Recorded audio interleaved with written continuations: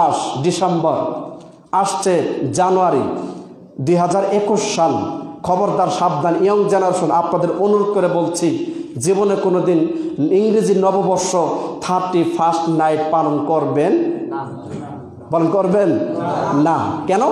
এটা হচ্ছে ইতালীয় খ্রিস্টান পাদ্রী, যিনি প্রধান, সে হচ্ছে ফ্রান্সিস পোপ, আর তিনি হচ্ছেন এই 31st নাইটের কি উদ্যোক্তা, খ্রিস্টান পোপ। কথা বুঝতে পারছেন? আমাদের বাংলাদেশে আসছিল পোপ, উনি হচ্ছে খ্রিস্টানদের, সমস্ত খ্রিস্টানদের মাতা, প্রধান। কথা বুঝতে পারছেন? আর তিনি ইতালিতে এই অনুষ্ঠানটা পালন করবে 31st নাইট। তার মানে লক্ষ লক্ষ কোটি কোটি টাকা অপচয় হবে, আর লক্ষ লক্ষ নারী সেদিন ধর্ষিত হবে। বলেন নাউজুবিল্লাহ। 31st নাইট মানে রাত জেগে রাতে, দিনে না। কখন? রাতে অসংখ্য নারী আর পুরুষ অবাধ জানা বেবিচার হবে। ওটাকেই বলা হয় 31st নাইট, ইংরেজি নববর্ষ।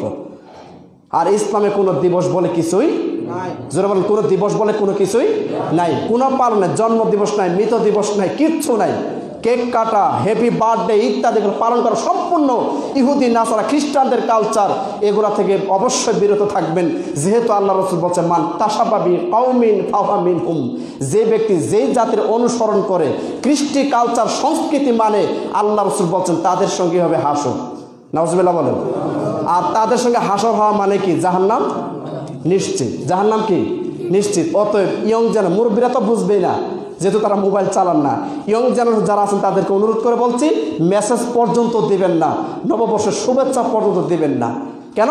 আপনি এই দোয়া করতে পারেন, আল্লাহ 2020 সালে আমার জীবনে যত ভুল ত্রুটি যা হয়েছে আপনি মাফ করেন, সামনের বছর যেন আমার যেন আর ভুল ত্রুটি না হয়, গুনাহ যেন না হয়। পারবেন না?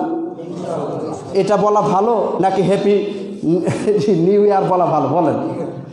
বছরে যদি আপনি বলেন বছর আপনি খুব সুখী, বছর কোনো শুনবে, বুঝবে?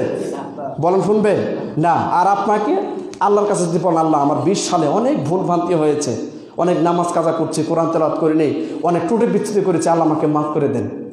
কি এটি ভালো হবে না? সামনের 21 সাল আল্লাহ যেন আমাকে নেক হায়াত দান করেন, এবং মৃত্যুর আগ পর্যন্ত যেন আমি 5 ওয়াক্ত সালাত, কোরআন তেলাওয়াত এগুলো আমল যেন করতে পারি, আর নতুন বছরে যেন আমি বেশি বেশি ইবাদত করতে পারি। এই বছর যা করতে পারি সামনের বছর আরও যেন বেশি বেশি কী করতে পারি? আমল করতে পারি। এটার জন্য আল্লাহর কাছে দোয়া করা। জি, এবার আলোচনা শেষ করছি। সম্মানিত উপস্থিতি, আমাদের যারা মারা গেছে তাদের প্রত্যেকের কবর মাফ করে দিক।